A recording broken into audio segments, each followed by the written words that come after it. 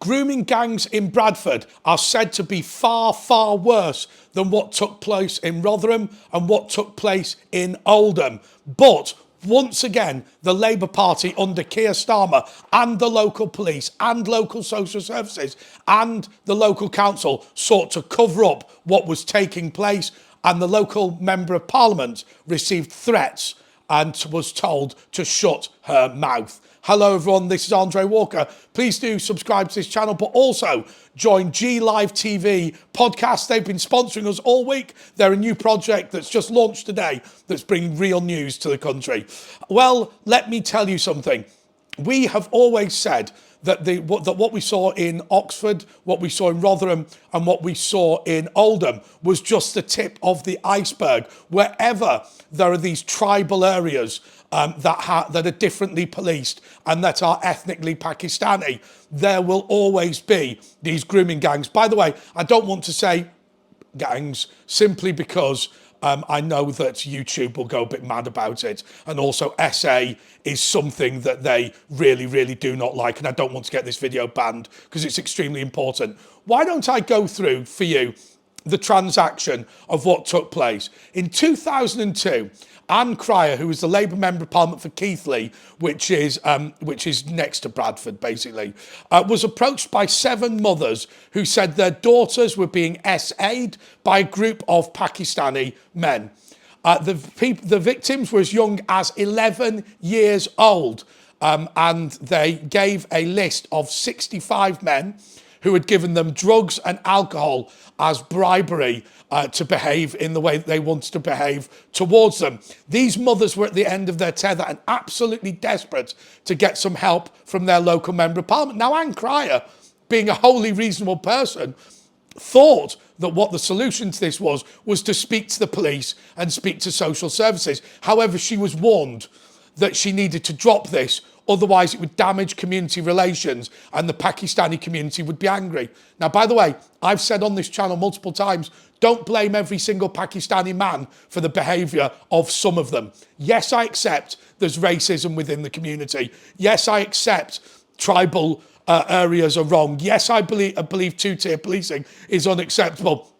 But I think if you'd have asked your average Pakistani man whether it was appropriate for this to take place, they wouldn't have agreed with police and social services. Certainly on Talk, I've got a guy who calls in from Bradford all the time called Ali, who says that, these people should be cast out. The big problem is that many of them are criminals themselves. Because, of course, I've always made the point, what sort of people above who own takeaways have safe houses and taxis that run 24 hours moving people in between their safe houses? Drug dealers. That's what's got it. But of course, we don't talk about that either.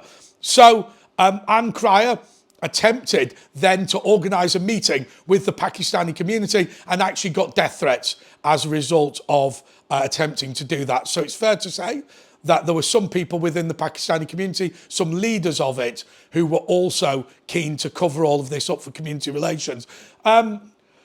Unfortunately, there are some people out there, aren't there, who say that multiculturalism is the most important thing and we can't do anything that undermines it, and these girls ought to be sacrificed on that altar. Police refused to investigate it. Local authority refused to investigate it. And Anne Cryer was branded a racist by Kier Starmer and her own political party, the Labour Party. I think that's really shameful. And the problem is, we're all big boys and girls, aren't we? And actually, if you accuse me of being racist, if you accuse me of being sexist, homophobic, anything like that, it doesn't massively bother me. I've got fairly thick skin. So it's not about the fact that she was besmirched. It's not about the fact she was accused of racism. The big problem for me is that it was allowed to continue. What sort of a police officer with any sense of decency turns round and says, well, we know that there's an R gang operating. We know that they are drugging and plying with alcohol and these young girls. But hey, come on. This is community relations. If we admit this, it will damage community relations. Well, hey, look at what it's done to community relations by allowing it to continue. Look at the way that every Pakistani man now is viewed with suspicion. I feel very incredibly sorry for them, because it is a small number of people. And I've always said, when it comes to victims of crime, there are two axes, aren't there?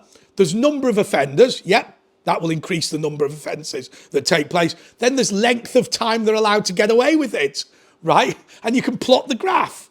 You don't have to be a mathematical expert to say that one offender will commit more crime if he's allowed to get away with it for 2 years than he would have done if he'd only been allowed to get away with it for 2 weeks.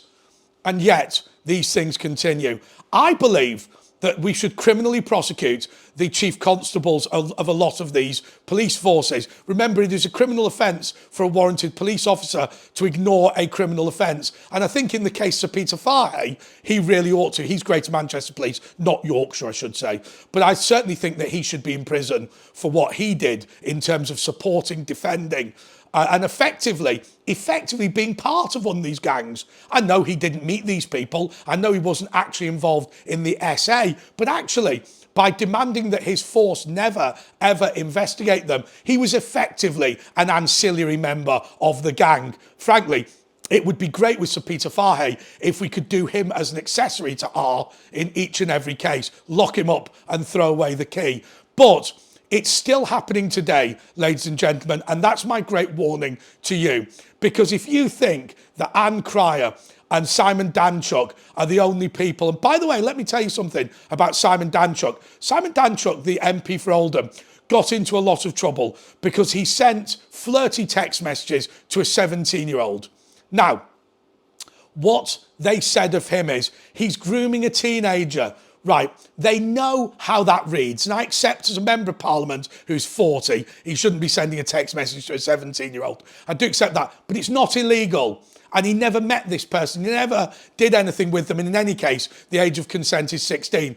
But what they were trying to do with that is they were weaponising a mistake that he made during his divorce, presumably when he was boozing, during his divorce, to stop him complaining about the behaviour of the Oldham grooming gangs. And I will tell you, the two things are not the same. One is a stupid misadventure. The other is out and out criminality. But of course, when Simon Danchuk raised this issue, they used that as a weapon to try and stop him. Anne Cryer is no longer in the House of Commons. And I just wonder the extent to which she wasn't assisted in those various elections because of this. I'm going to say something now, and I don't think it ought to be controversial. We need, right across the country, to have an investigation into this. I know Labour is refusing, and why are they refusing? Because they know that Kier Starmer, as Director of Public Prosecutions, let these grooming gangs away. Look, he led away Savile, he led away Mohammed Al-Fayed, he led away the grooming gangs. You're supposed to be, as Director of Public Prosecutions, somebody who ensures consistent prosecution policy right across the country. If you're a celebrity, you should be treated the same as an ordinary person. If you're black or white, you should be treated the same. Kier Starmer did not preside over a system that delivered that. And that, I would argue, is his greatest sin. And why he, like Peter Fahey, might as well have been doing it himself. But it continues to this day. Police are still reluctant. But I'll tell you what you need to do. I guarantee you, if you want to stop a grooming gang in your community, just misgender somebody. Send a tweet misgendering somebody and saying the reason I'm misgendering somebody is so I can go to court and talk about grooming gangs. Believe me, the police will knock on your door. You'll be fine. Until next time, goodbye.